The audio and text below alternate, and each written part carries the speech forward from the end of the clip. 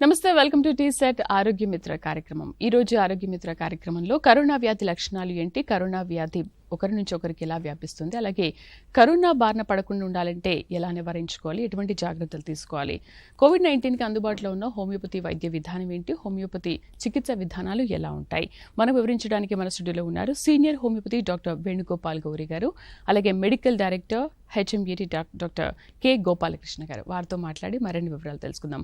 So దీనికి సంబంధించి ఎటువంటి డౌట్స్ ఉన్నా కూడా స్క్రీన్ పైన కనిపిస్తున్న నెంబర్స్కి కాల్ చేసి మీ సందేహాలను నివృత్తి చేసుకోవచ్చు. డాక్టర్స్ మీకు ఎటువంటి సమాధానానికి ఆన్సర్ కావాలన్నా కూడా దానికి వివరిస్తారు. నమస్తే sir, welcome to our studio. నమస్తే.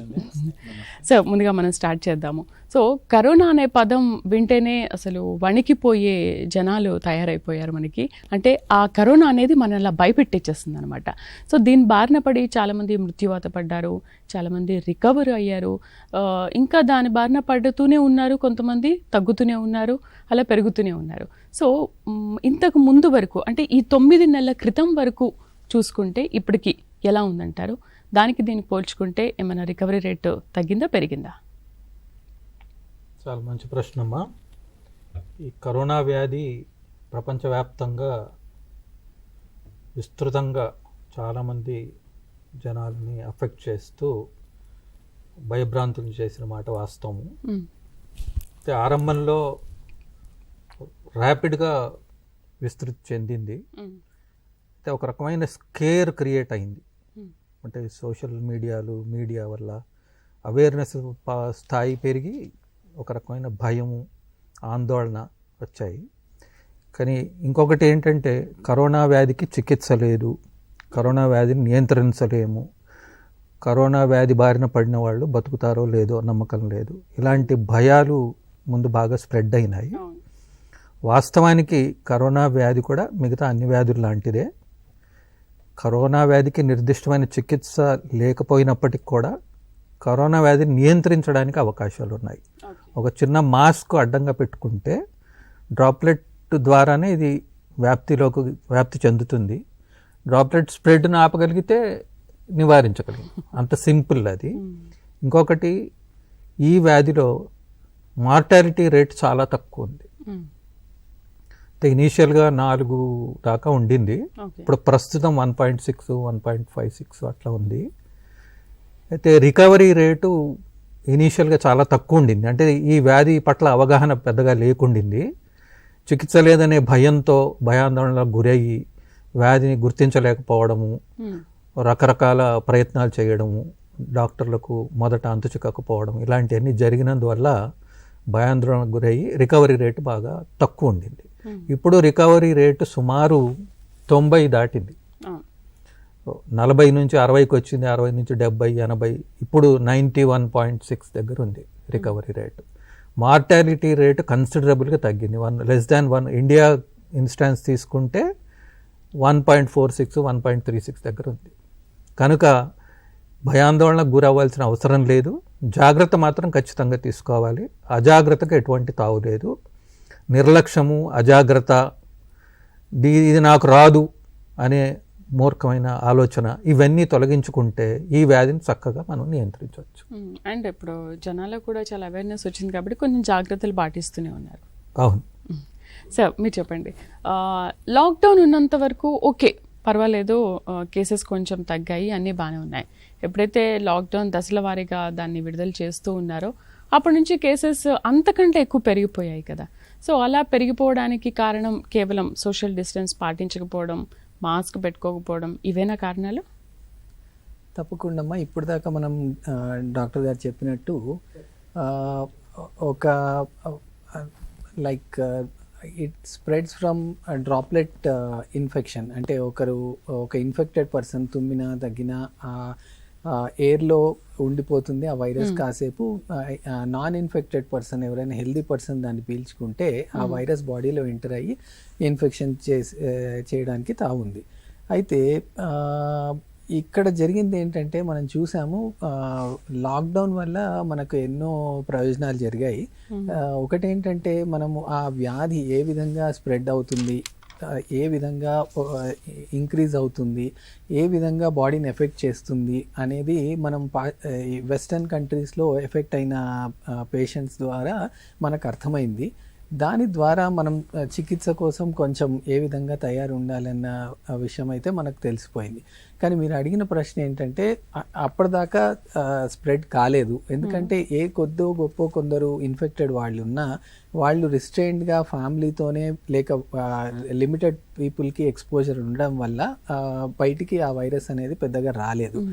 అయితే ఇక్కడ ఇంకొక విషయం చెప్పాలి. ఇప్పుడు మన తెలంగాణ స్టేట్ పరిస్థితి కూడా మనం చూసుకుంటే ఫిబ్రవరి 11వ తారీఖున డిపార్ట్మెంట్ ఆఫ్ ఆయుష్ కమిషనర్ ద్వారా మన ప్రతి ఒక్క traveller who is coming from abroad మన ఇంటర్నేషనల్ ఎయిర్పోర్ట్ శంషాబాద్లో ప్రతి ఒక్కరికి కూడా అక్కడ హోమియోపతి నివారణ మందులు ఇవ్వడం జరిగింది. ఆర్సెనికల్ అని మన department of Ayush central government ద్వారా ఇచ్చింది, స్టేట్ గవర్నమెంట్ పాటించింది. సో అది కూడా నేను అనుకోవడం ఏంటంటే ఫిబ్రవరి 10th నుంచి మనం మార్చి 23వ తారీఖు ఏ రోజైతే మనం లాక్డౌన్కి సంపూర్ణ లాక్డౌన్కి వెళ్ళామో ఆ 45-50 డేస్లో కూడా అంత స్ప్రెడ్ కాకుండా ఉండడానికి కారణం ఏంటంటే ఎవరైతే కొందరు ఇన్ఫెక్టెడ్ పర్సన్స్ వచ్చినా వాళ్ళలోనే ఉండిపోయి అక్కడ వాళ్ళు త్వరగా తగ్గిపోయి ఇంకొకరికి పాస్ చేయకుండా ఉండడానికి కారణం మా హోమియోపతి నివారణ మందు ఇచ్చింది అని కూడా మేము భావిస్తున్నాం. ఓకే. అండ్ మొన్నటి వరకు అంటే నిన్న కాక మొన్నటి వరకు చూసుకుంటే కేసెస్ కూడా ఒక 50,000 దాకా ఉండే. జస్ట్ నిన్ను చూసుకుంటే 50.210 వరకు వచ్చింది. అంటే ఒకేసారి అలా పెరగడానికి ఒకేసారి అలా తగ్గడానికి కారణం ఏంటంటారు? అంటే ఈ టెస్ట్ పాజిటివిటీ రేటు వాస్తవంగా అయితే కన్సిడరబుల్గా తగ్గింది. ఇప్పుడు సుమారు 3.6 దగ్గరికి వచ్చింది. 4.1 నుంచి 3.6కి వచ్చింది. అంటే number of test carried out in a day సుమారు 11 లక్షల టెస్టులు చేస్తున్నారు ప్రతిరోజు. అయితే టెస్ట్ పాజిటివిటీ రేటు తగ్గింది, కానీ కొన్ని స్టేట్స్లో టెస్ట్ బాగా కన్సిడరబుల్ తగ్గించారు. దాంతో ఏమవుతుందంటే పాజిటివిటీ రేటు బాగా పెరుగుతుంది. ఇప్పుడు మహారాష్ట్ర ఫర్ ఇన్స్టాన్స్ అరౌండ్ 10 ఉంది. ఎందుకంటే వాళ్ళు టెస్ట్ పాజిటివిటీ రేటు అంత హై ఉందంటే టెస్ట్ చాలా తక్కువ నిర్వహిస్తున్నట్లు లెక్క. కనుక టెస్ట్లు వాస్తవంగా ఈ డిసీజ్ని కంటైన్ చేయాలన్నా ట్యాకిల్ చేయాలన్నా ట్రేస్, టెస్ట్, ట్రీట్ ఇది strategy. Prevention keeping it apart, trace, test and treat. ఈ క్రమంలో ఏ నిర్వహణ సక్రమంగా లేకపోయినా ఇట్లాంటివి జరిగే అవకాశం ఉంది. కనుక టెస్ట్ పాజిటివిటీని రేటును దృష్టిలో పెట్టుకొని టెస్ట్లు చేసి వాళ్ళని ఐడెంటిఫై చేసి ట్రీట్ చేసేటట్టు అయితే దీన్ని కంటైన్ చేయొచ్చు. ఇందులో ఉండే లోటుపాట్ల వల్ల ఇలాంటివి జరుగుతుంటాయి. ఓకే. సో అంటే ఇతర దేశాలతో పోలిస్తే మన దేశంలో చాలా తక్కువే ఉందనుకోవచ్చా? తప్పకుండా ప్రాబబ్లీ మన రెసిస్టెన్స్ ఏదైతే మన హ్యూమన్ ఇన్నేట్ ఇమ్యూనిటీ ఏదైతే ఉందో మనం ఎన్నో ఇన్ఫెక్షియస్ ఏజెంట్స్ రైట్ ఫ్రమ్ మన చైల్డ్హుడ్ టైంలో నుంచి చూస్తున్నాం కాబట్టి మన ఇమ్యూనిటీ ఒక విధంగా రెడీగా ఉంది ఈ పర్టికులర్ యాంటీబాడీస్తో. అంటే ఈ డిసీజ్ కోసం స్పెసిఫిక్గా మన శరీరంలో యాంటీబాడీస్ లేకున్నా ఇటువంటి ఇన్ఫెక్షన్స్ ఎన్నో చూసినందువల్ల కూడా ఒక కారణమని అనుకుంటున్నాం. రెండోది ఏంటంటే దాదాపు most of Indian population it is covered by BCG vaccine. అయితే ఈ BCG వ్యాక్సిన్ కూడా ఇండైరెక్ట్గా ఒక విధంగా మన ఇమ్యూనిటీకి హెల్ప్ చేసింది అనేది ఇవాళ రేపు స్టడీలో తెలిసిన విషయం. కానీ డెఫినెట్గా మన ఇండియా పరిస్థితికి వస్తే తప్పకుండా నంబర్ ఆఫ్ పీపుల్ ఎంతమంది అయితే ఎఫెక్ట్ అవుతున్నారో అది స్టాండర్డ్గా లేక హైగా ఉన్నా దాని వలన సివియర్ డిసీజ్ అనేది కావడం అనేది అంటే 3 స్టేజెస్ ఆఫ్ డిసీజ్ అనుకుంటున్నాం, mild, moderate, severe. So severe డిసీజ్లోకి వెళ్ళిన వాళ్ళు మన దేశంలో considerably when compare to other countries చాలా తక్కువ అని భావిస్తున్నాం. ఫర్ ఎగ్జాంపుల్ ఈవెన్ ఇప్పుడు మనం యూరప్ ఖండంలో చూసాము, అమెరికా ఖండంలో they are going into a second or some countries are going even into a third wave. అంటే మూడోసారి నంబర్ ఆఫ్ కేసెస్ అనేది ఇంక్రీజ్ కావడం జరుగుతుంది. అయినా ఇప్పుడు రెండోసారి మూడోసారి ఆ పాపులేషన్ అనేది మళ్ళీ ఆ కరోనా వైరస్కి ఇన్ఫెక్ట్ అయినా కానీ సివియరిటీ ఆఫ్ ద డిసీజ్ కూడా అక్కడ మనం చూడడం జరుగుతుంది. కానీ అదే మన దేశంలో చూస్తే ఆ విషయంగా we should be happy. It is a good news that ఆ సివియరిటీ ఆఫ్ ద డిసీజ్ మనకు లేదు. అయితే at the same time number of people getting infected with severe disease is less అయినా కానీ మనం దీంట్లో ఎటువంటి రిలాక్స్డ్ మోడ్లో ఉండి ఇది రాదు చేదు డాక్టర్ గోపాలకృష్ణ గారు అడ్వైజ్ చేసినట్టు ఉండకూడదు. ఆ సివియర్ డిసీజ్ వచ్చే అవకాశం ఉంది. దాన్ని మనం ఎట్లా ప్రివెంట్ చేయాలి, అది వస్తే మనం ఏ విధంగా మనం కాపాడుకుంటూ ఉండాలి అనేది ఇంపార్టెంట్ అమ్మా. కానీ ఎప్పటికైనా జాగ్రత్త అయితే వహించాలంటారు. ఓకే, సో COVID-19ని నిరోధించడానికి అసలు హోమియోపతి పాత్ర ఎలా ఉంటుందంటారు ఇండియాలో ఎస్పెషల్లీ? హోమియోపతి సుమారు మోర్ దాన్ 200 years నుంచి ఉంది. హోమియోపతి వైద్యం ద్వారా కోవిడ్ను నివారించే అవకాశం పూర్తిగా ఉంది. ఇప్పుడు డాక్టర్ వేణుగోపాల్ గౌరి గారు చెప్పినట్టు మార్చి నెలలో ఫిబ్రవరిలో అనే ప్రివెంటివ్ని డిస్ట్రిబ్యూట్ చేసినందువల్ల ఫారెన్ ప్యాసింజర్స్ ఎవరెవరు హైదరాబాద్లో ఎంటర్ అయినారో వాళ్ళందరి నుంచి ఇక్కడ ఎవరికి సంక్రమించకుండా జాగ్రత్తలు తీసుకోవడం జరిగింది. కనుక ఇప్పుడు హోమియోపతిలో ఏంటంటే ఏదైనా ఒక ఎపిడమిక్ ప్రివెలెంట్గా ఉంటే ఆ వ్యాధి లక్షణాలను పరిగణలోకి తీసుకుని దానికి సూటబుల్ రెమెడీని ఐడెంటిఫై చేసి దాన్ని ముందుగానే అందరికీ డిస్ట్రిబ్యూట్ చేస్తారు. దాన్ని జీనస్ ఎపిడమికస్ అంటారు మా పరిభాషలో. అయితే ఈ హోమియోపతి వాళ్ళు expert committee, Ayush department, government of India వాళ్ళు వుహాన్లో స్ప్రెడ్ అయిన వ్యాధిగ్రస్తుల యొక్క లక్షణాలన్నీ పరిగణలోకి తీసుకుని ఒక జీనస్ ఎపిడమికస్ కింద ఆర్సెనిక్ ఆల్ప్-30 అనే ఒక రెమెడీని ఐడెంటిఫై చేసి దాన్ని విస్తృతంగా జనసామాన్యానికి అందుబాటులోకి తెచ్చారు. ఇంకొక అడ్వాంటేజ్ ఏంటంటే హోమియోపతి మందు తయారు చేయడం సులభము, దాని కాస్ట్ చాలా తక్కువ, అడ్మినిస్టర్ చేయడం సులభము, దానివల్ల ఎటువంటి సైడ్ ఎఫెక్ట్స్ ఉండవు. ఇన్ని అడ్వాంటేజెస్ దాని అడ్మినిస్ట్రేషన్కి యూసేజ్కి ఉన్నందువల్ల ఈ ప్రివెంటివ్ మెడిసిన్ను విస్తృతంగా దేశవ్యాప్తంగా పంచడం జరిగింది. కొన్ని వ్యత్యాసాలు రీజన్ టు రీజన్ ఉన్నప్పటికీ కూడా హోమియోపతి వైద్యాన్ని ప్రివెంటివ్ మెజర్ కోసము విస్తృతంగా దేశవ్యాప్తంగా పంచడం జరిగింది. దాంతో ఎఫెక్టివ్గా కంటైన్ చేసేదానికి అవకాశం కలిగింది మనకు. కనుక ఈ వ్యాధి లక్షణాల ఆధారంగా ఐడెంటిఫై చేయబడిన హోమియో మందుని ప్రివెన్షన్ కింద వాడడం అనేది చాలా క్షేమదాయకం. ఓకే, COVID-19 వచ్చినప్పటి నుంచి చాలామంది ఏంటంటే ఓకే సోషల్ డిస్టెన్స్ పాటించాలి, మాస్క్, శానిటైజర్ ఇవన్నీ చేస్తూ ఉన్నారు. ఓకే, బట్ ఇవన్నీ కాకుండా ఇంకా నివారణ చర్యలు ఏముంటాయంటారు?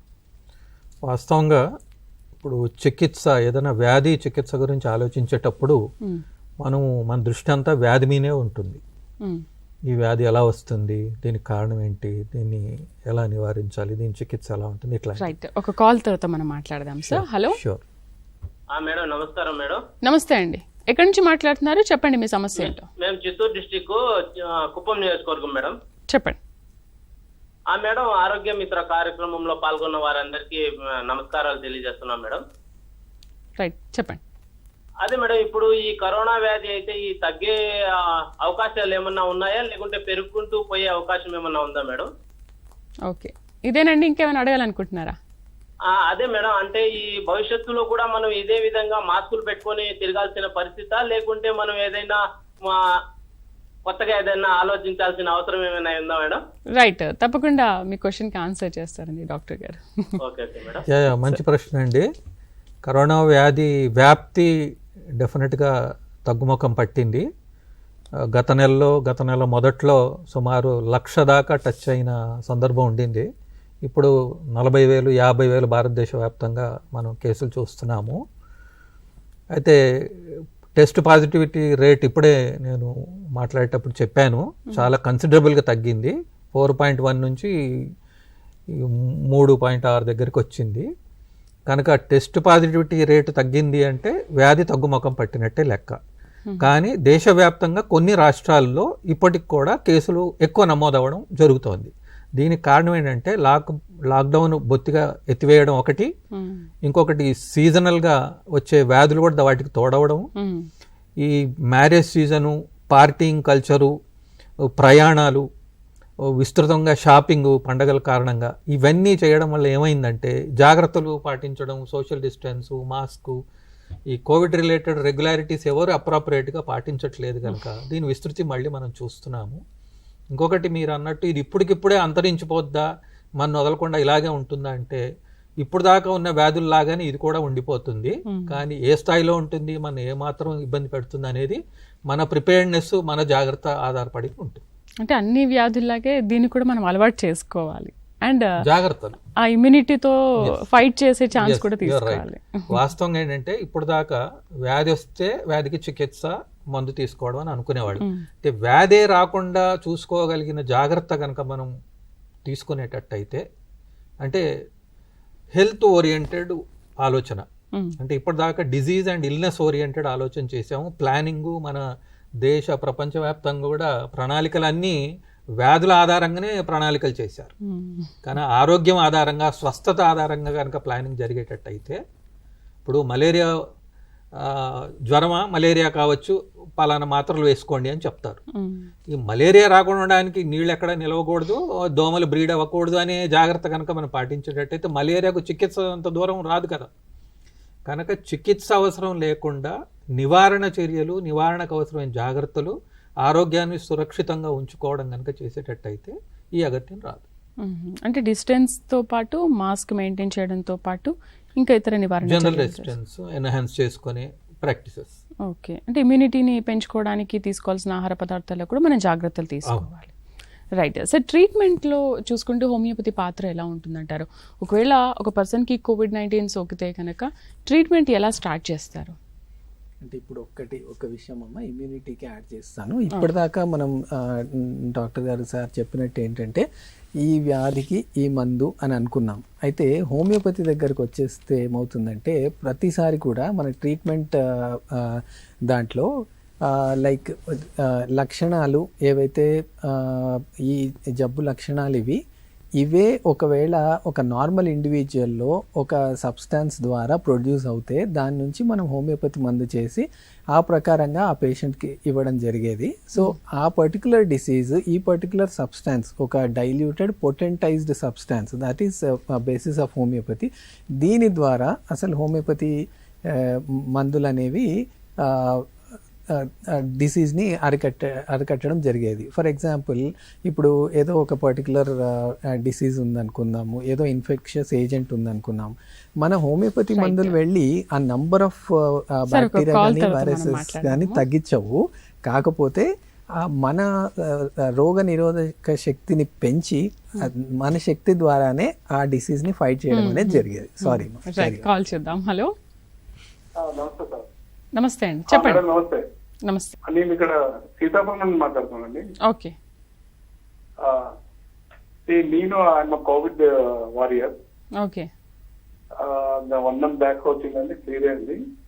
14 days నేను క్వారంటైన్ లో ఉన్నాను, అన్ని క్లియర్ అయింది. యాక్చువల్లీ నేను మార్కెటింగ్ పర్సన్ అనమాట, కొద్దిగా ఫీల్డ్ లో అది తిరగాలన్నమాట.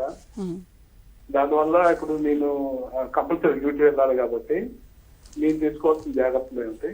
ప్లస్ మా మేనగోడలు వచ్చి షీఈ్ ఆల్సో MD హోమియో అండి. She has given me precaution method restores ఒకటి ఇచ్చారు, అది వారానికి ఒకసారి వాడుకుంటున్నారు. అలాగే జెలిసి మంది ఇంకోటి ఇచ్చారు అన్నమాట. మీరు తీసుకోవాల్సిన జాగ్రత్తలు ఏమిటి చెప్తారా? Right, already Covid patient 1 month back తగ్గిపోయింది. నమస్తే కృష్ణప్రసాద్ గారు, మీ పేరు దానిపైన ఫ్లాష్ అవుతుంది, చూశాను. అయితే ఏంటంటే ఇప్పుడు ఒక గుడ్ న్యూస్ ఏంటంటే ఇప్పుడు మనం December 31st, 2019 World Health Organization ఈ కోవిడ్ అనేది ఒక పాండమిక్ డిసీజ్, పాండమిక్గా అయ్యే అవకాశం ఉంది అని మనకు ఒక ఇన్ఫర్మేషన్ ఇవ్వడం జరిగింది. ఆ రోజు నుంచి ఇవాళ నవంబర్ 6వ తారీఖు దాకా మరి ఆల్మోస్ట్ 1 కోటి మంది ప్రజలు ప్రతి దేశంలో టోటలీ ఇన్ఫెక్ట్ అయిన తర్వాత ఏదో 10-12 మందికి మాత్రమే రెండోసారి ఈ జబ్బు సోకడం అనేది జరిగింది.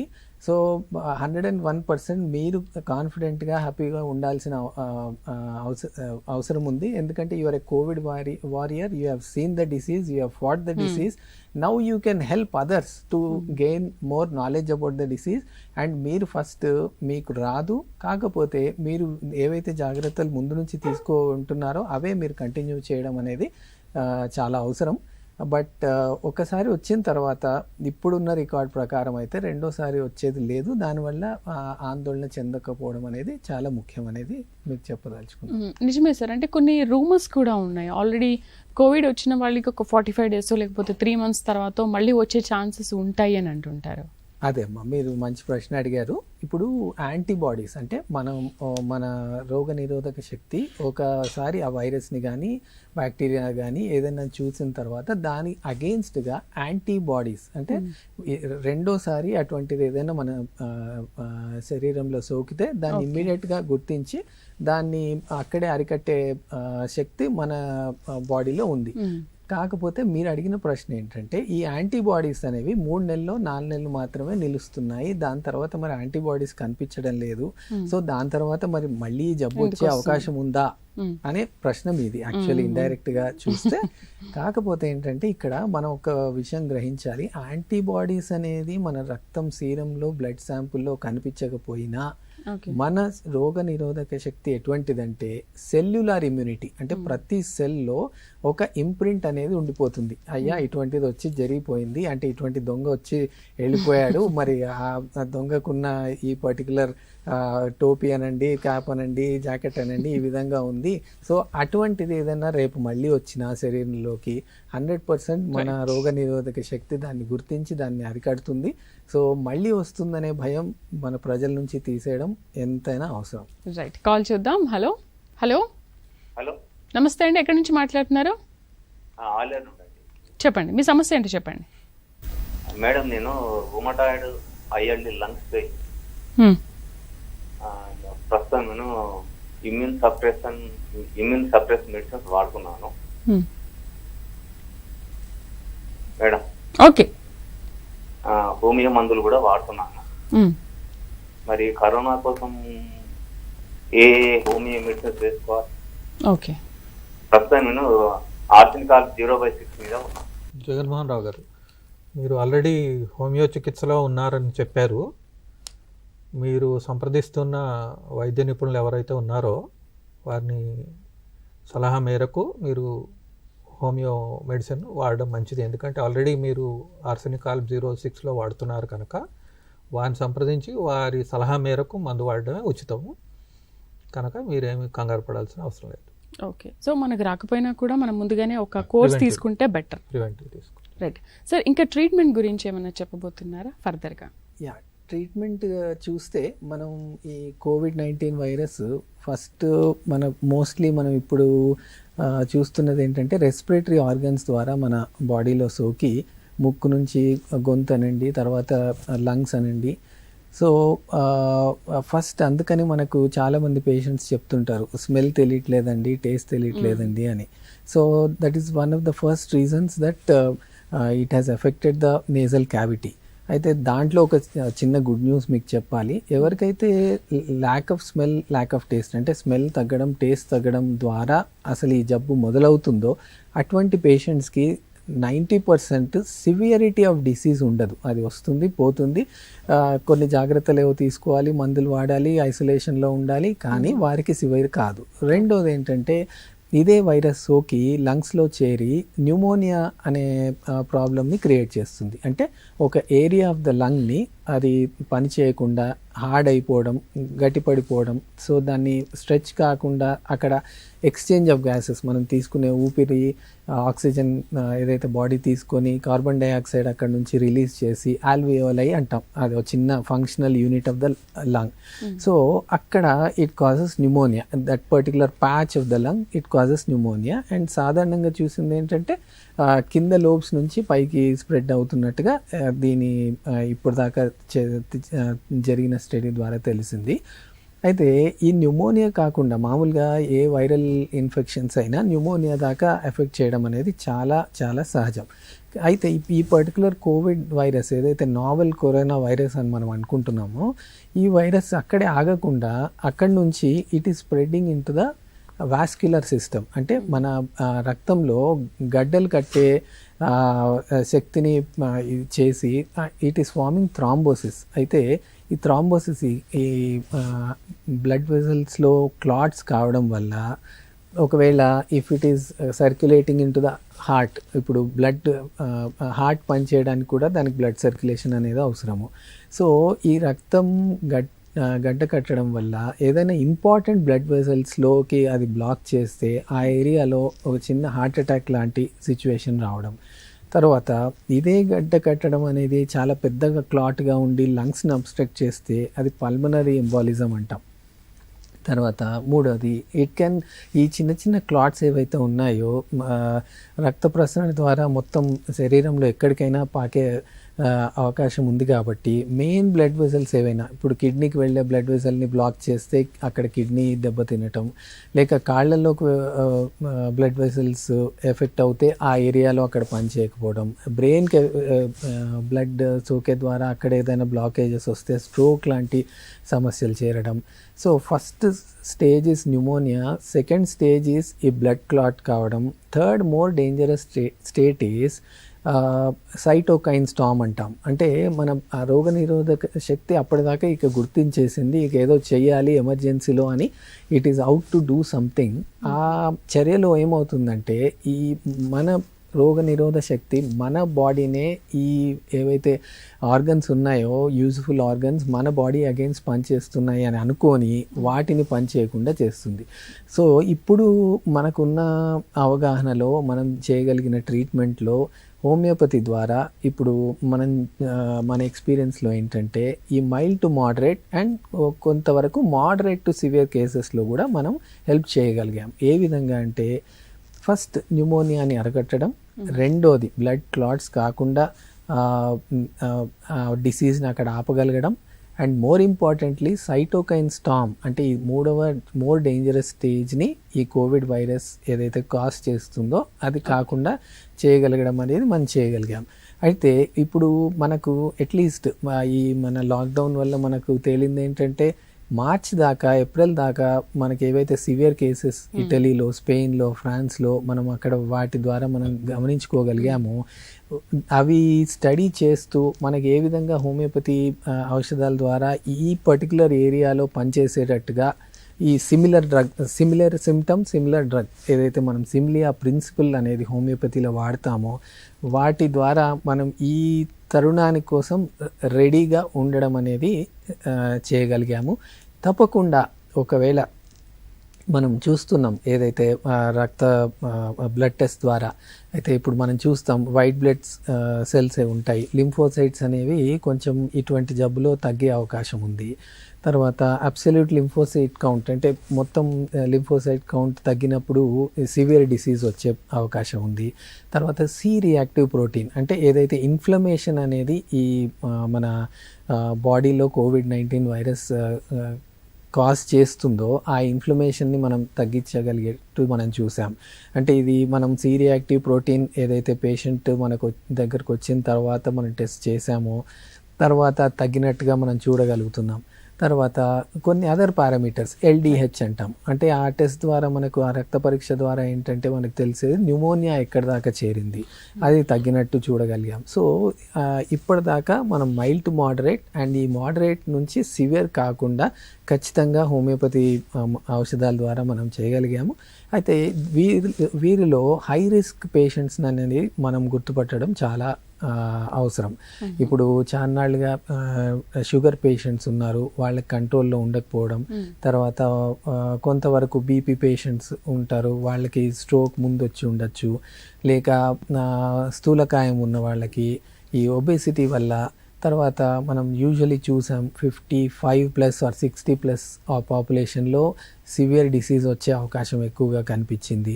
సో డెఫినెట్గా మనం వారిని ముందే ఐడెంటిఫై చేసి అగ్రెసివ్గా మనం హోమియోపతి ట్రీట్మెంట్ ఇవ్వడం ద్వారా ఈ స్టేజ్ని మనం ఖచ్చితంగా మనం ఉన్న ఎక్స్పీరియన్స్లో మనం ఇది చేయగలిగామని మనం చెప్పగలుగుతున్నాం. కాల్ చూద్దాం. హలో, చెప్పండి మీ సమస్య ఏంటమ్మా? ఇది నాలుగుకి తిమ్మిరిగా ఉంటుందండి. హలో, చెప్పండి, వింటున్నాం. నాలుగు తిమ్మిరిగా ఉంటుంది ఒక 4 రోజుల నుంచి, ఒక 5-6 రోజుల నుంచి.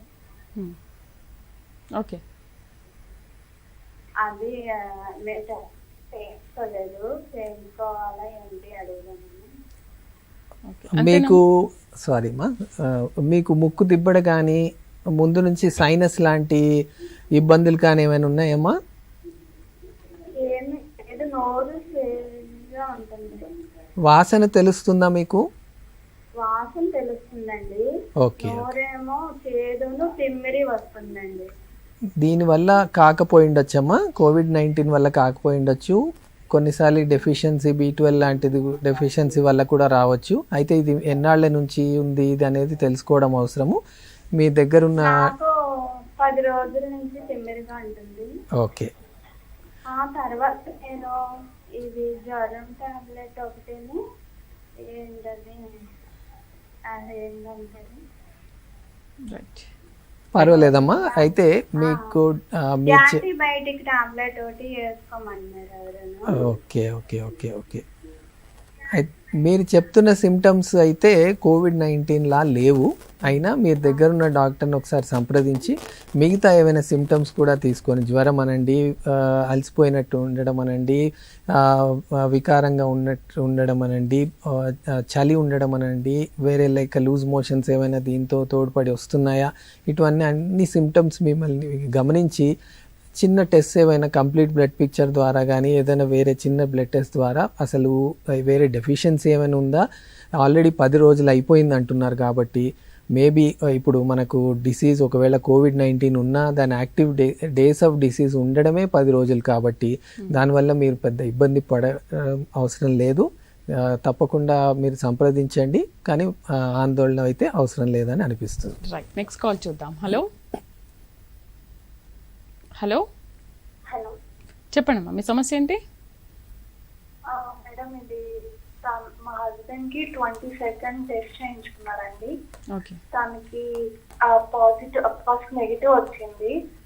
తర్వాత మళ్ళీ మొన్న సండే చేయించుకున్నారు, దానికి పాజిటివ్ వచ్చింది. అంటే ఈ 1 వీక్ నెగిటివ్ వచ్చింది కదా అని హోమ్ కి వచ్చారు. కాకపోతే మేము దూరంగానే ఉన్నాము, అంటే తను వేరే దగ్గర ఉంటే మేము ఒక 6 feet డిస్టెన్స్ లో అలా ఉన్నాము. అంటే మాకు ప్రస్తుతానికి ఎలాంటి సింటమ్స్ లేవన్నమాట. అంటే టెస్ట్ చేయించుకోవాలా అన్నట్టు అడుగుతున్నానండి. Right, okay. అదే మీరు RT-PCR టెస్ట్ చేయించారమ్మా మీ వారికి?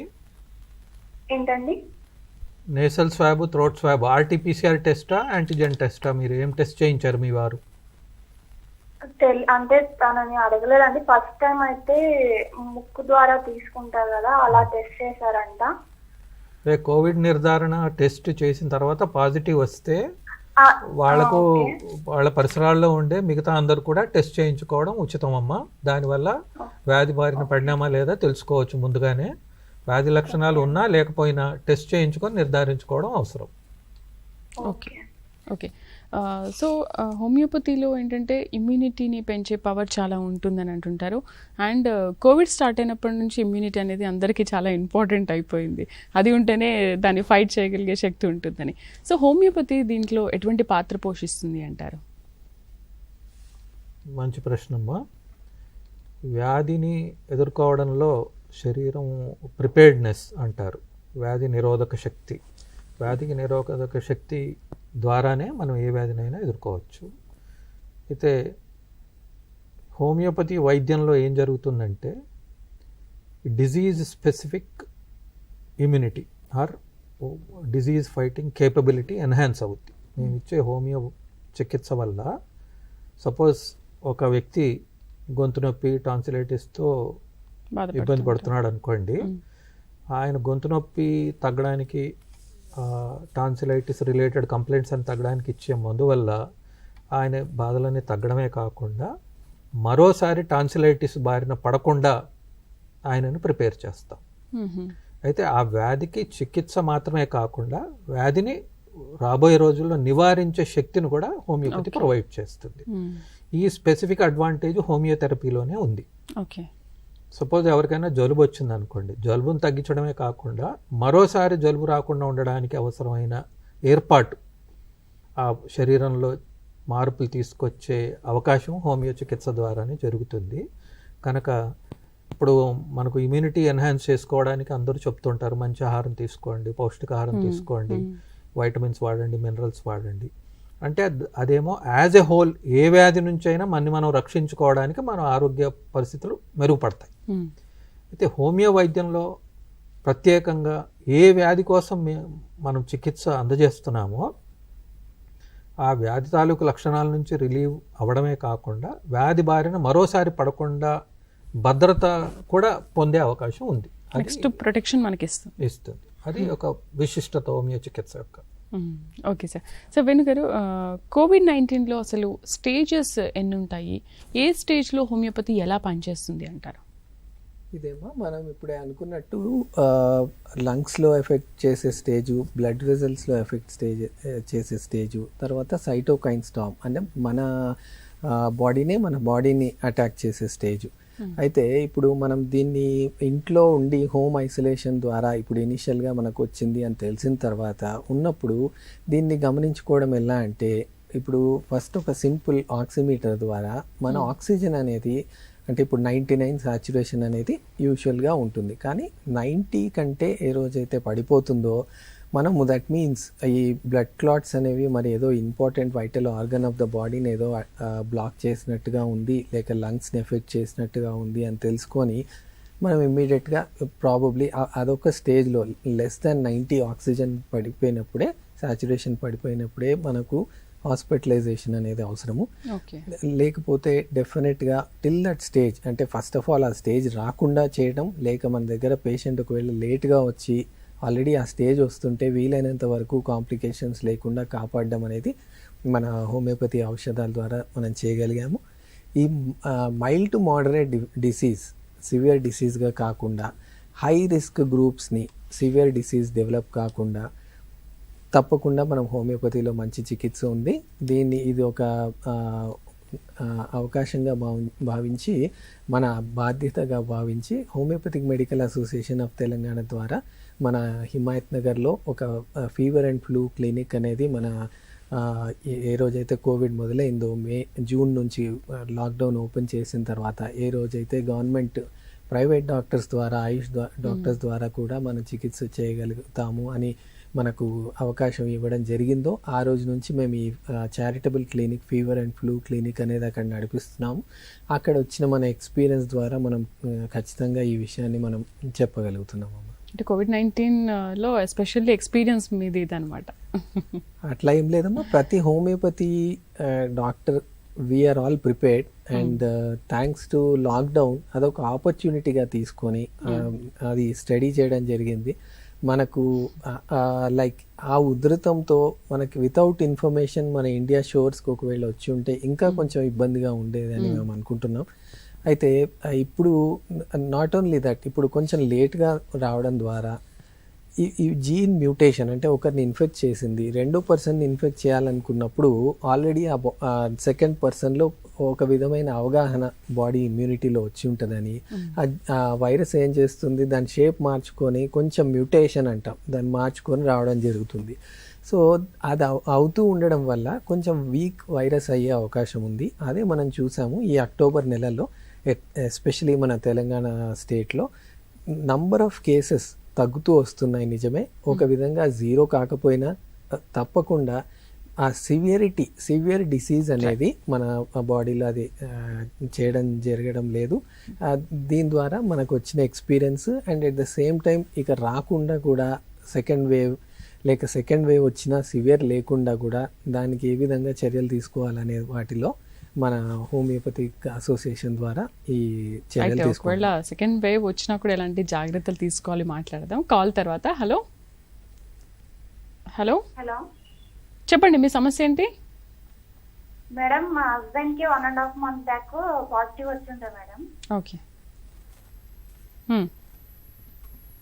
మళ్ళీ ఇప్పుడు జలుబు చేసింది మేడం, మళ్ళీ వచ్చే ఛాన్స్ ఉందా? ఇందాకే మనం మాట్లాడడం దాని గురించి. సార్ మీరు చెప్పండి సార్. అంటే కోవిడ్ నుంచి రికవర్ అయిన తర్వాత మళ్ళీ కోవిడ్ సంక్రమించే అవకాశం దాదాపు లేనట్టేమ్మా. ఓకే. కోవిడ్ నుంచి పూర్తిగా రికవర్ అయిన వాళ్ళకి ఇమ్యూన్ లెవెల్స్ కోవిడ్ ప్రొటెక్షన్ దొరికినట్టే, కనుక వాళ్ళు ఇంకొకరిని ఇన్ఫెక్ట్ చేయరు, వాళ్ళకి మరోసారి రావడానికి అవకాశం చాలా తక్కువ ఉంది, కనుక కంగారు పడక్కర్లేదు.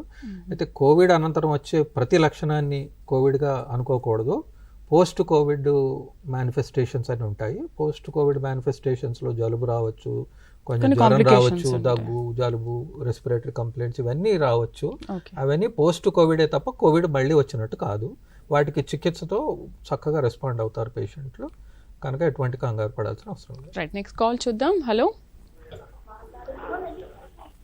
హలో మేడం నమస్తే అండి. టీవీ వాల్యూమ్ తగ్గించి డైరెక్ట్గా ఫోన్లో మాట్లాడండి. చెప్పండి. నా పేరు సుజాత అండి. ఓకే, హలో చెప్పండి సుజాత గారు, వింటున్నా. మీ సమస్య ఏంటి? నాకు పాజిటివ్ వచ్చి 11 days అయిందండి. హలో అవును అవును, ఓకే. అయితే కొద్దిగా నిన్న నైట్ బాగా ఛాతిలో పెయిన్ వచ్చిందండి. ఊపిరి ఆడడం కొద్దిగా ఇబ్బందిగా అనిపించింది. ఛాతి మొత్తం బరువేస్తుంది. దీనివల్ల ఏమైనా ఊపిరితిత్తులకు ఇన్ఫెక్షన్ అయ్యే అవకాశం ఉందా అండి? ఓకే, చెస్ట్లో పెయిన్ వచ్చింది, ఒకవేళ ఏమైనా ఇన్ఫెక్షన్ అయ్యే ఛాన్సెస్ ఉన్నాయా? అదేమ్మా, ఇది 10 రోజుల దాకానే వైరస్ యాక్టివ్ ఉంటుందమ్మా బాడీలో. అయితే 10 రోజుల్లో చేసిన డ్యామేజ్ ద్వారా తర్వాత 3 నెలలు కానీ 6 నెలల దాకా కూడా దాని ఎఫెక్ట్ అనేది ఉండే అవకాశం ఉంటుంది. సో ఇప్పుడు మీరు తీసుకోవాల్సిన జాగ్రత్త ఏంటంటే, మరి అది బ్లడ్ క్లాట్ వల్ల వచ్చిందా లేక లంగ్స్లో న్యూమోనియా వల్ల వచ్చిందా తెలుసుకోవాలి. సో దానికి గాను ఏదైనా చిన్న, అంటే మీ ఏజ్ అనేది మేము అడగలేదు, తెలియలేదు.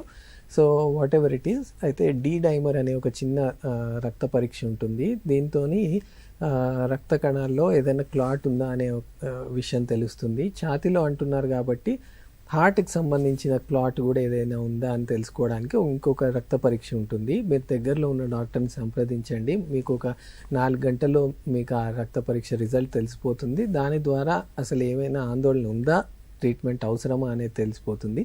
కాకపోతే there is nothing to worry, it can be taken care of. Right, next call చూద్దాం. Hello hello, okay sir. ఇప్పటివరకు మనం కాలర్స్ కూడా వాళ్ళు అదే మాట్లాడారు, వచ్చిన తర్వాత తగ్గిపోతుంది, తగ్గిపోయిన తర్వాత వచ్చే కాంప్లికేషన్స్ ఏమి ఉంటాయి, ఒకవేళ కాంప్లికేషన్స్ వచ్చినప్పుడు దాన్ని మనం అధిగమించడం ఎలా అంటారు? కోవిడ్ బారి నుంచి మనము రికవర్ అయిన తర్వాత కాన్సిక్వెంట్ కోవిడ్ ఎన్నో ఎఫెక్ట్స్ డిఫరెంట్ ఆర్గన్స్ మీద, మన శరీరంలో ఉన్న మిగతా అవయవాల మీద పడే అవకాశం ఉంది. అయితే కోవిడ్ కారణంగా ఈ రక్తనాళాల్లో వచ్చే క్లాట్స్ కారణంగా ఏ పర్టికులర్ ఆర్గాన్కు సప్లై చేసే వెసల్స్లో బ్లాక్ ఉందో ఆ ఆర్గాన్స్ ఎఫెక్ట్ అయ్యే అవకాశం ఉంది. ఇంకోటి ఊపిరితిత్తులు బొత్తిగా న్యూమోనియాకు లోనవుతాయి కనుక న్యూమోనియా కారణంగా కన్సాలిడేషన్ వచ్చిందా, తర్వాత ఫర్దర్ పెథాలజీ ప్రోగ్రెస్ అయిందా, ఎయిర్వేస్ అబ్స్ట్రక్షన్ ఏ మేరకు ఉంది, అవన్నిటి మీద ఆధారపడి ఉంటుంది.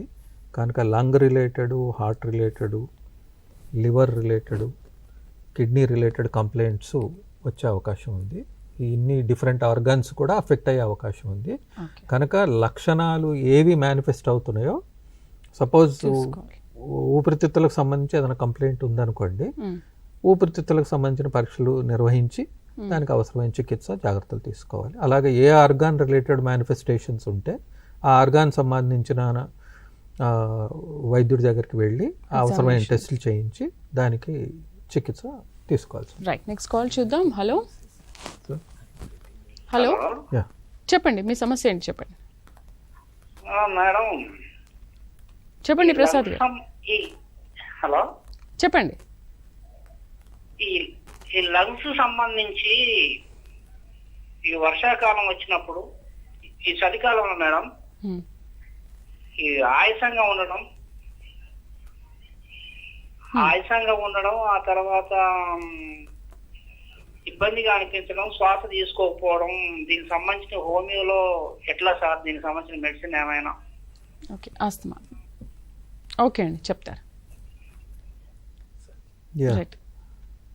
ప్రసాద్ గారు, మీకు ఆస్మాటిక్ అలర్జిక్ బ్రాంకైటిస్ ఉండి ఉంటుంది బహుశా మీరు చెప్పే లక్షణాలు బట్టి.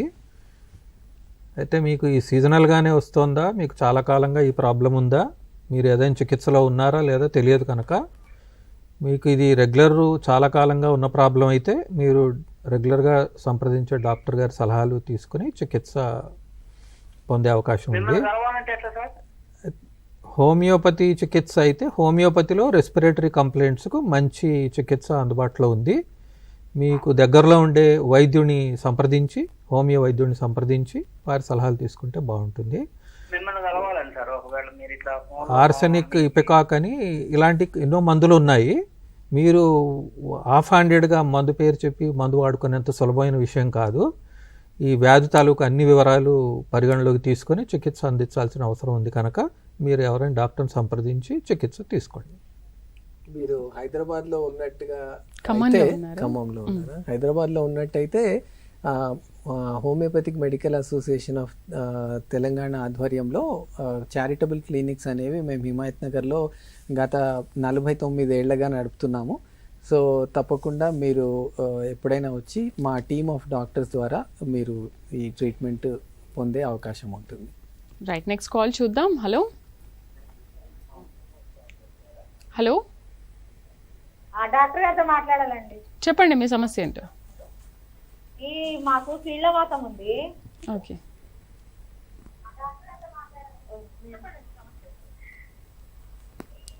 సుజాత గారు టీవీ వాల్యూమ్ తగ్గించి డైరెక్ట్గా ఫోన్లో మాట్లాడండి.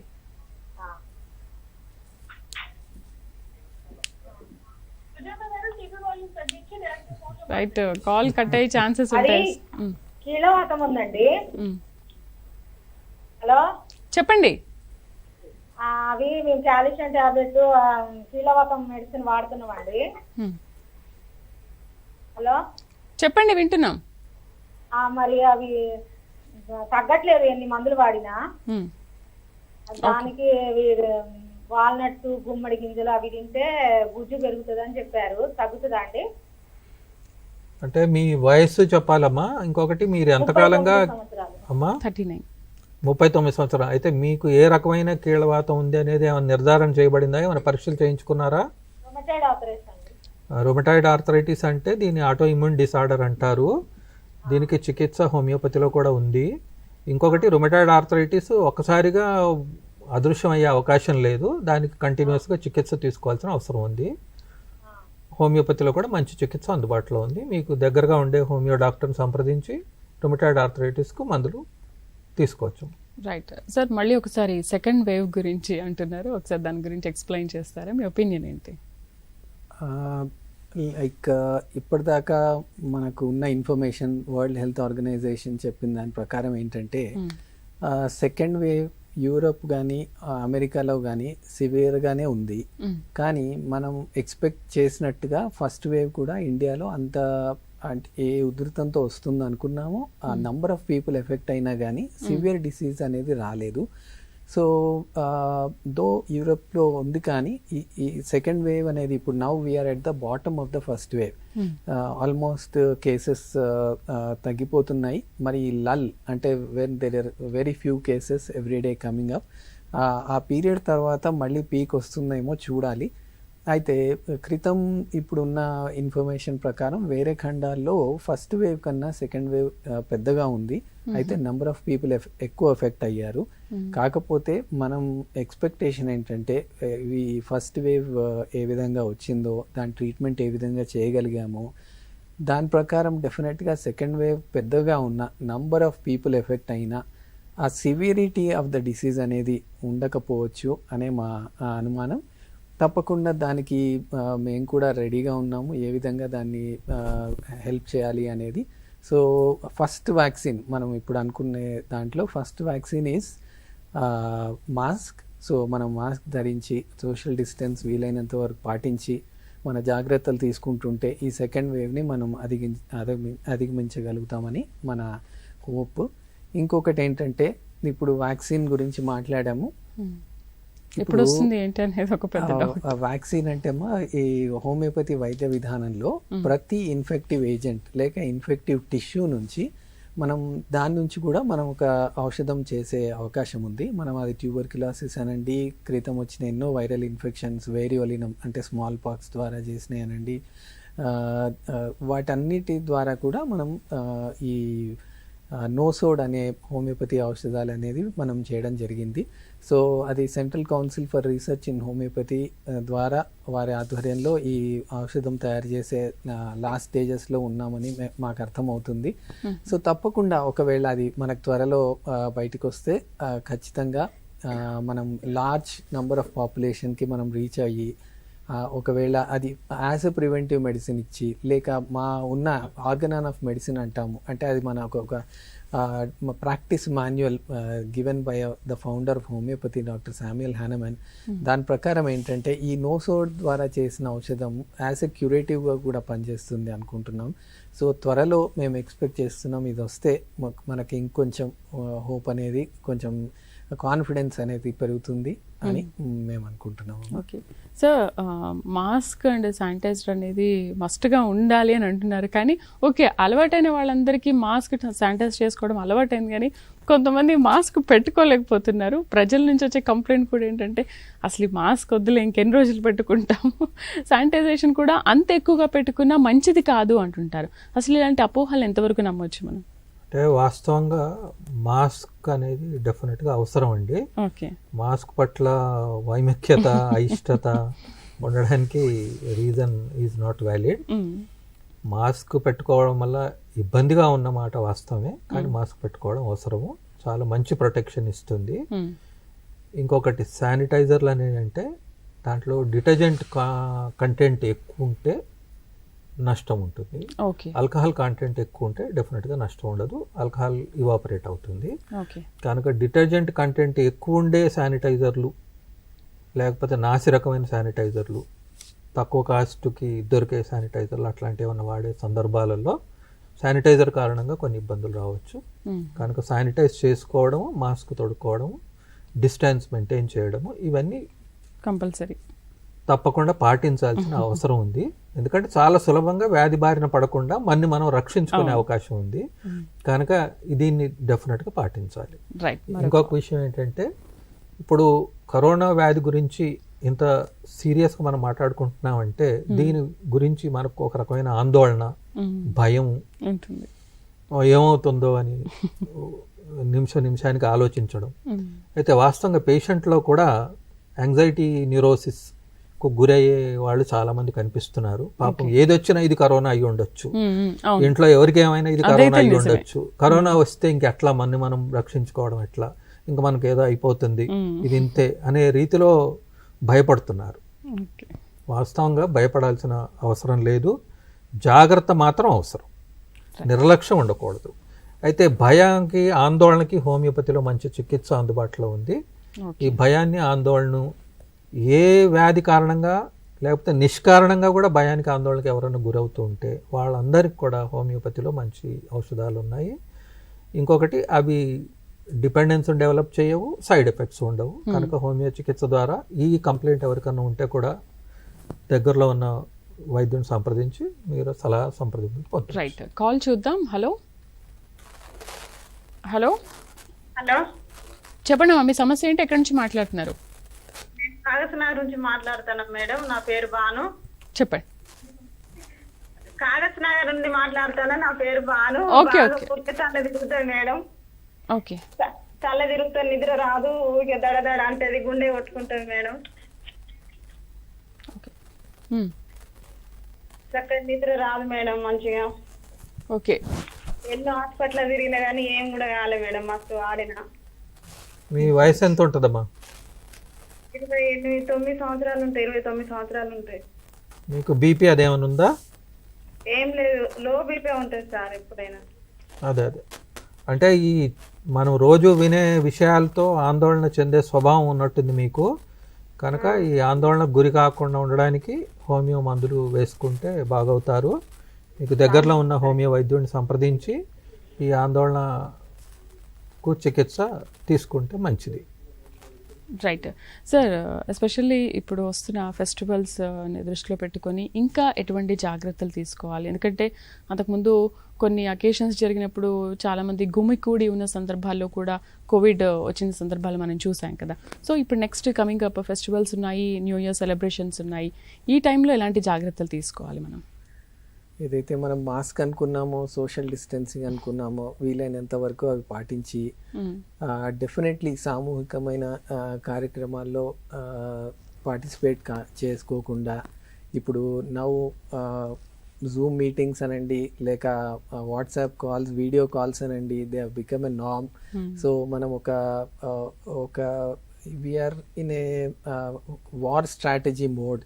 సో మనం ఈ వైరస్కి ఓడిపోకుండా ఉండాలంటే, దీన్ని మనం ధైర్యంగా ఎదుర్కోవాలంటే జాగ్రత్తలు తీసుకోవాల్సిన అవసరం ఉంది. అనవసరంగా ఎక్స్పోజ్ అయ్యి ఈ డిసీజ్ తెచ్చుకునే దానికన్నా జాగ్రత్త పడి దూరం ఉండడం అనేది కరెక్ట్. వీలైనంత వరకు గ్యాదరింగ్స్ అవాయిడ్ చేసి, ఏ 10-12 మంది ఒకవేళ కలవడం జరిగినా ఒక 4-5 ఫీట్ అయినా మినిమం పాటించి చేస్తే తప్పకుండా ఈ డిసీజ్ రాకుండా చేయగలుగుతాం. అండ్ ఆ ఇంట్లో ఉన్నప్పుడు కలిసినప్పుడు కూడా మాస్క్ ధరించి ఈ జాగ్రత్త అనేది తీసుకోవడం చాలా అవసరం అమ్మా. రైట్ సార్, మీరు మన ఆడియన్స్కి ఇచ్చే మెసేజ్ ఏంటంటారు, ఎస్పెషల్లీ కరోనా? కరోనా వ్యాధి గురించి మనం జాగ్రత్త పడడం అవశ్యం. ఆందోళన పడాల్సిన అవసరం లేదు, చింతించాల్సిన అవసరం లేదు. నిర్దిష్టమైన చికిత్స అలోపతి వైద్యంలో లేకపోయినప్పటికీ, వ్యాక్సిన్ ఇంకా రాకపోయినప్పటికీ మరణాల సంఖ్య చాలా తక్కువ ఉంది, రికవరీ రేట్ చాలా హై ఉంది, డిసీజ్ ఇన్సిడెన్స్ కూడా కన్సిడరబుల్గా తగ్గుతోంది. కనుక మనము ఈ ఛాలెంజ్ను బాగా ఎఫెక్టివ్గానే ఎదుర్కోగలుగుతున్నామని మీరు అందరూ అర్థం చేసుకోవాలి. కనుక మీ ఆరోగ్యాన్ని రక్షించుకోవడానికి మీ మంచి ఆహారపు అలవాట్లు, విశ్రాంతి, పౌష్టికాహారము, మిగతా అన్ని ఆరోగ్య నియమాలు, దాంతోపాటు కరోనాకు అవసరమైన జాగ్రత్తలు తీసుకుంటూ మీ ఆరోగ్యాన్ని సంరక్షించుకోండి. సార్, మీరు ఒక చిన్న మెసేజ్ ఇస్తున్నారా? అంతేమ్మా, డాక్టర్ గోపాలకృష్ణ గారు చెప్పినట్టు మన ఫీవర్ అండ్ ఫ్లూ క్లినిక్స్లో మనకి ఏదైతే ఎక్స్పీరియన్స్ వచ్చిందో దాని ద్వారా తప్పకుండా మీ సర్వీస్లో హోమియోపతి మెడిసిన్ అనేది ఉంది. ఖచ్చితంగా దీనివైపు చూడండి. త్వరగా ఎర్లీగా సిమ్టమ్స్, మీరు కొద్దిగా సిమ్టమ్స్ అనిపించినా మీరు చిన్న పరీక్షలు చేయించుకొని అది లేదు అని తెలుసుకోవడం చాలా ముఖ్యం. టెస్ట్ని అవాయిడ్ చేసి, ప్రివెంటివ్ మెషర్స్ని అవాయిడ్ చేయకుండా తప్పకుండా మీరు జాగ్రత్తలు తీసుకోండి. ఖచ్చితంగా ఈ డిసీజ్ నుంచి బయటపడతాం. అండ్ ఒకవేళ సెకండ్ వేవ్ బై ఛాన్స్ వచ్చినా అది దాని సివియరిటీ ఉండదు అని మేము నమ్ముతున్నాం. కానీ అజాగ్రత్త మాత్రం అవసరం లేదు. రైట్, డాక్టర్లు ఇద్దరు చెప్పినట్టు సెకండ్ వేవ్ వచ్చినా కూడా ఏమాత్రం భయపడకుండా ఉండాలి, ఎటువంటి అజాగ్రత్త తీసుకోకుండా ఉండాలి. ఖచ్చితంగా జాగ్రత్తలు పాటించాలి, ఆహార నియమాలు కూడా కంపల్సరీగా పాటించాలి. ఇమ్యూనిటీని పెంచే ఆహార పదార్థాలు తీసుకుంటే కరోనా వచ్చినా కూడా దాన్ని ఫైట్ చేసే శక్తి మనకు ఉంటుంది. కాబట్టి దాని బారిన పడకుండా మనం ఖచ్చితంగా ఉంటాం. So thank you very much sir, చాలా బాగా వివరించారు. Thank you very much. ఇది వాళ్ళ టీసాట్ ఆరోగ్య మిత్ర కార్యక్రమం. మరో అంశంతో మళ్ళీ కలుద్దాం. నమస్తే.